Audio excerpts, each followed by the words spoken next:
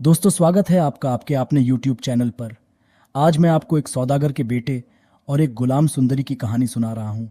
दोस्तों, कहानी पसंद आई तो लाइक और शेयर कर देना, चैनल को सब्सक्राइब कर लेना और घंटी के निशान को दबा देना ताकि हमारी आने वाली वीडियो का नोटिफिकेशन आपको मिल जाए। तो शुरू करते हैं आज की कहानी। एक समय की बात है, खुरासान में एक बूढ़ा व्यापारी रहता था। उनका एक इकलौता बेटा था जिसका नाम अली शेर था। एक दिन व्यापारी ने अली शेर को अपने पास बुलाया और कहा, देखो बेटे, अब मैं बूढ़ा हो गया हूं। मुझे नहीं पता कि मुझे कब मौत आ जाए। मरने से पहले मैं तुम्हारे लिए दो चार बातें बताना चाहता हूं। एक तो यह याद रखना कि बुरे लोग हमेशा अच्छे लोगों के खिलाफ साजिश रचते हैं। दूसरा, एक सच्चा मित्र जो खरी बात बोले वह चापलूसों से 1000 दर्जे बेहतर होता है। तीसरी बात, हमेशा अच्छे कर्म करने का प्रयास करें, लेकिन अच्छे कर्म करके उनका इनाम मांगना यह अच्छाई को कुएं में डालने जैसा है। चौथा, उन लोगों की अच्छी सलाह ध्यान से सुने जिनके पास आपसे अधिक अनुभव हो।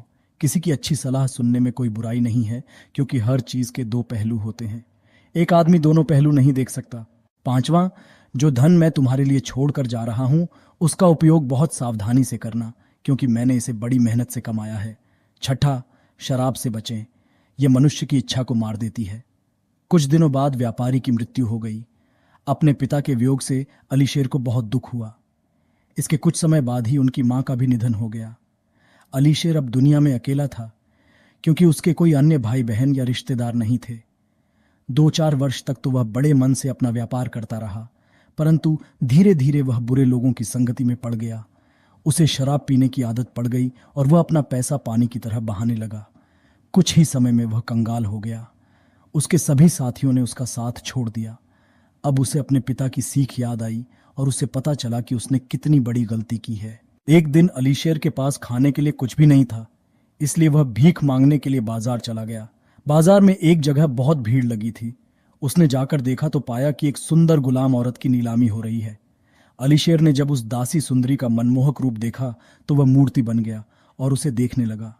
बाकी व्यापारी समझ गए कि अली शेर उन्हें खरीदना चाहता है। वे नहीं जानते थे कि उनके पास तो रोटी के लिए भी पैसे नहीं है। नीलाम करता कहने लगा, यह खूबसूरत सुंदरी परियों को भी मात दे रही है। अगर मैं आपको इसके गुणों के बारे में बताऊं तो आप हैरान रह जाएंगे। वह रेशम के कपड़े बुन सकती है, कविता लिख सकती है, गायन में बुलबुल को भी मात देती है। नीलामी शुरू हो गई। धीरे धीरे बोली बढ़ती गई, आखिर 100 अशरफियों पर आकर रुक गई। यह देखकर नीलामी करता कहने लगा, इसका नाम जमुरद है, जहर मुहरे रंग का हीरा। ये एक नहीं, हजारों हीरों के बराबर है। इसके हाथ की कढ़ाई सैकड़ों अशरफियों में बिकती है। आइए, फिर यह मौका नहीं मिलेगा। चलो बोली, बढ़ाओ। दासी के व्यापारी ने दलाल से धीरे से कहा, उससे यह भी पूछो कि वह किस व्यापारी के हाथ में बिकना चाहती है। क्यों सर? उसने अली शेर से कहा। क्या आप बोली लगाना चाहेंगे? अली शेर ने सिर हिलाया। उसने मन में कहा, घर में खाने को रोटी भी नहीं है और मैं इसे कैसे खरीद पाऊंगा। लेकिन मैं अपना भेद किसके लिए खोलूं? लेकिन जमुरद ने अली शेर को देख लिया था।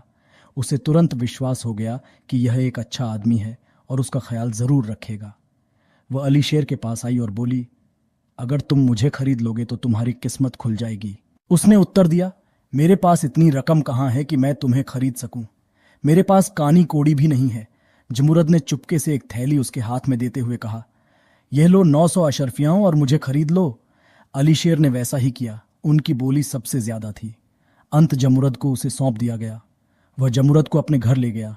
जमुरद ने अपने पूरे जीवन में ऐसा वीरान घर कभी नहीं देखा था। उसने कढ़ाई के काम से कुछ पैसे बचाए थे। उसने अपने थैले से कुछ और पैसे निकालकर अली शेर को दिए और कहा, जाओ बाजार से कुछ खाने पीने और अन्य जरूरी चीजें ले आओ। कुछ ही दिनों में जमुरद ने इस वीरान घर को फिर से आबाद कर दिया। दोनों में इस कदर प्यार हुआ कि उन्होंने एक दूसरे से शादी करने का फैसला कर लिया। एक दिन जमुरद ने अली शेर को बाजार से एक पर्दे के लिए रेशम और कढ़ाई की सुई और सुनहरा धागा लाने के लिए कहा। जब सारा सामान आ गया तो जमुरद ने उस पर्दे पर फूल पत्तियों का बहुत सुंदर नमूना बनाया। जब 8 दिनों में पर्दा पूरा हो गया तो जमुरद ने अली शेर से कहा, जाओ इसे बाजार ले जाओ। 50 अशरफियों से कम में न बेचना। यह भी ध्यान रखना कि यह केवल वाकिफ लोगों को ही बेचना है। अली शेर ने वह पर्दा अपने एक वाकिफ को 50 अशरफियों में बेच दिया। इस तरह जमुरद 8 दिन में एक सुंदर पर्दा तैयार कर देती और अली शेर उसे 50 अशरफियों में एक वाकिफ को बेच देता। इस प्रकार वे शीघ्र ही अमीर बन गए। एक दिन बाजार में एक अजनबी ने उसका पीछा किया। उसने पर्दे के लिए 60 अशरफियां पेश की। अली शेर को जमुरद की वाकिफ को ही बेचने की बात याद आ गई, इसलिए उन्होंने उस अजनबी को पर्दा बेचने से मना कर दिया। अजनबी ने 100 अशरफियां पेश की।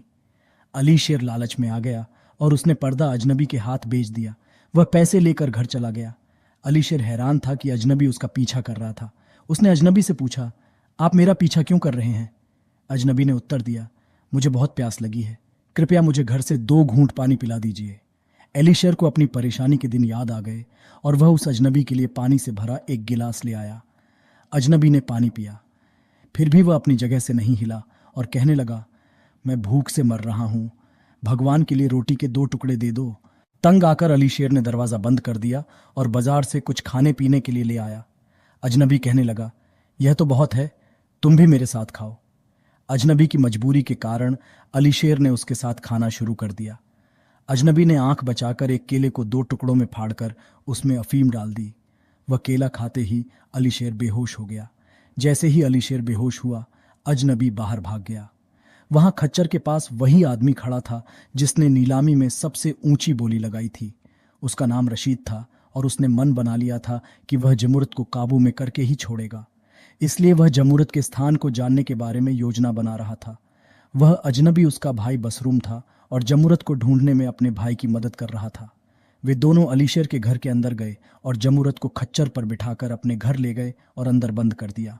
जब अली शेर को होश आया तो वह जमुरत को घर में ना देखकर पागलों की तरह चिल्लाते हुए बाहर की ओर भागा। रास्ते में उसकी मुलाकात एक बुढ़िया से हुई। उसे अली शेर पर दया आ गई। उसने अली शेर की मदद करने की कसम खाई। अली शेर ने उसे पूरी कहानी बताई। बुढ़िया ने तुरंत सोचा कि यह शरारत किसी व्यापारी की है। वह खुद को एक फेरी वाली का भेष बनाकर शहर के उस तरफ चली गई जहां आमतौर पर व्यापारी रहते थे।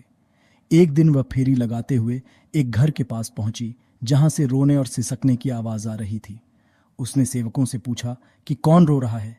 उन्होंने कहा कि यह एक नई नौकरानी है जिसे कुछ दिन पहले उसका मालिक लाया था। बुढ़िया एक तरफ खड़ी जमुरत के पास पहुंची।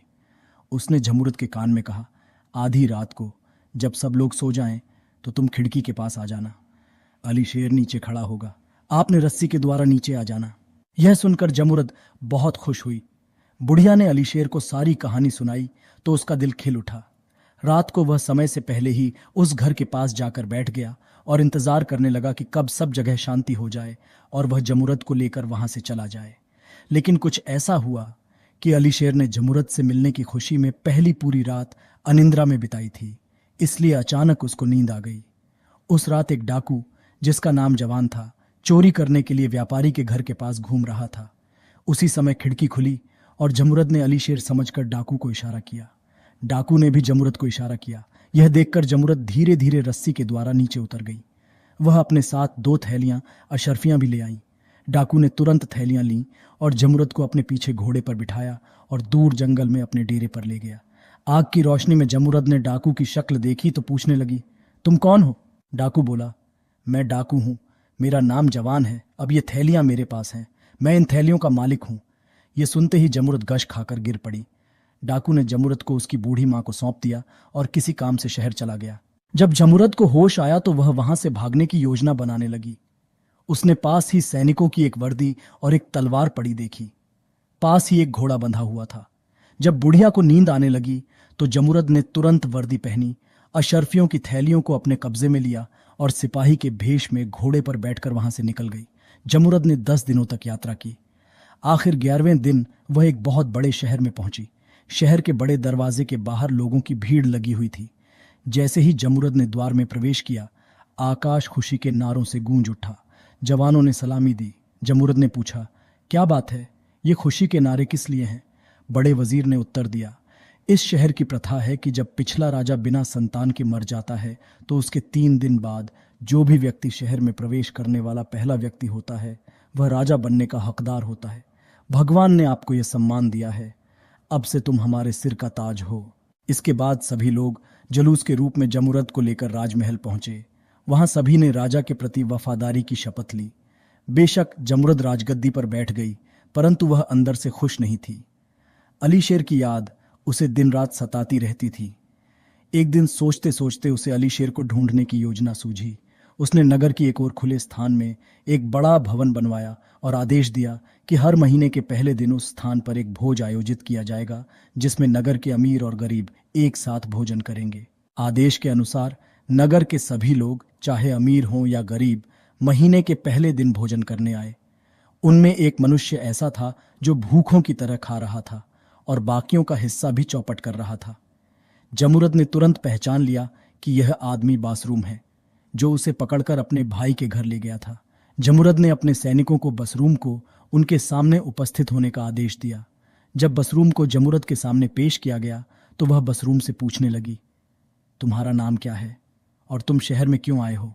उसने उत्तर दिया, मेरा नाम अली है, मैं एक बुनकर हूं और अपना बुना हुआ कपड़ा बेचने के लिए शहर आया हूं। यह सुनकर जमुरद ने अपने नौकरों से जादुई रेत और तांबे की कलम लाने को कहा। उसने मेज पर रेत बिछा दी और कलम से उल्टा सीधा कुछ लिखा। कुछ देर तक लिखत को देखने के बाद उसने अपनी आंखें लाल कर लीं और बसरूम से कहा, धोखेबाज, बदमाश, तुम्हारी हिम्मत कैसे हुई राजा के सामने झूठ बोलने की? तुम्हारा नाम बसरूम है और तुम यहां एक गुलाम की तलाश में आए हो।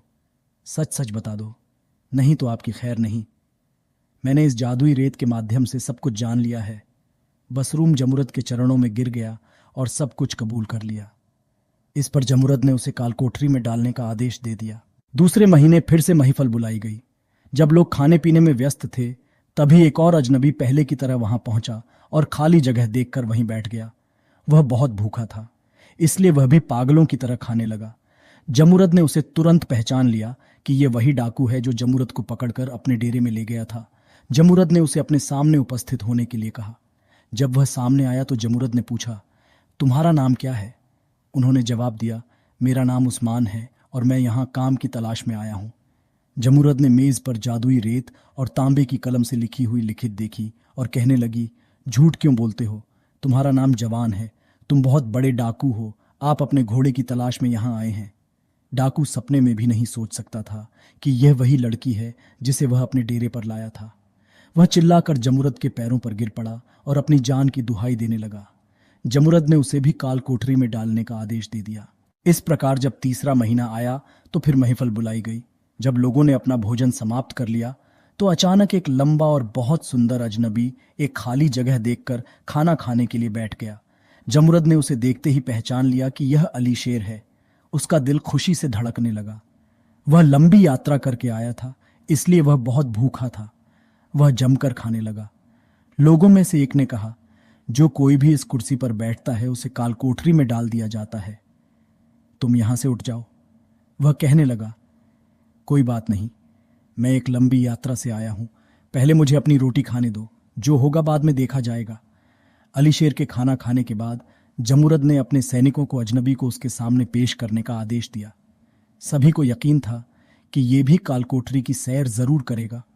अली शेर ने राजा से कहा, मैं खुरासान का व्यापारी हूं और अपनी पत्नी की तलाश में यहां आया हूं। वह दुनिया में मेरे लिए सबसे प्रिय है, मैं उसके बिना नहीं रह सकता। जमुरद ने फिर जादुई रेत और तांबे की कलम मांगी और लिखित को ध्यान से पढ़कर बोली, तुमने सच कहा है, चिंता न करें, तुम्हें तुम्हारी पत्नी जल्द ही वापस मिल जाएगी। जमुरद ने अपने नौकरों को आदेश दिया कि वे अली शेर को महल में ले जाएं और उसे पहनने के लिए सुंदर कपड़े दें और शाम को उसके सामने पेश करें। जब शाम को अली शेर बड़ी सुंदर पोशाक में राजा के सामने आया तो राजा ने उससे उसके देश और स्थान के बारे में कुछ प्रश्न पूछे। अली शेर ने सभी सवालों का बहुत गंभीरता से जवाब दिया। इस पर राजा ने उससे कहा, तुम इंसान तो अच्छे दिखते हो, लेकिन तुम्हारे चेहरे पर मुस्कान का नामो निशान नहीं है, क्या बात है? अली शेर ने उत्तर दिया, मेरी आत्मा मेरी पत्नी की याद में तड़प रही है, मुझे हास्य कैसे आएगा? इस पर जमुरद ने हंसते हुए कहा, अगर ऐसी बात है तो उदास मत हो, मैं ही आपकी प्यारी पत्नी जमुरद हूं। यह कहकर उसने अपने सिर की पगड़ी उतार दी। अली शेर ने तुरंत जमुरद को पहचान लिया। दोनों एक दूसरे से मिलकर बहुत खुश हुए। अगले दिन जमुरद ने अपने अहलकारों को बुलाया और कहा, मैं कुछ दिनों के लिए यात्रा पर जा रहा हूं, तुम मेरी जगह किसी और को चुन लेना ताकि वह मेरी अनुपस्थिति में राज्य को चला सके। उसी दिन उन्होंने यात्रा की तैयारी की और अपने देश को चल दिए। वहां पहुंचकर उन्होंने अपना शेष जीवन बहुत सुख से बिताया। तो यह थी आज की कहानी। आपको कैसी लगी मुझे कमेंट करके बताना। बहुत बहुत धन्यवाद।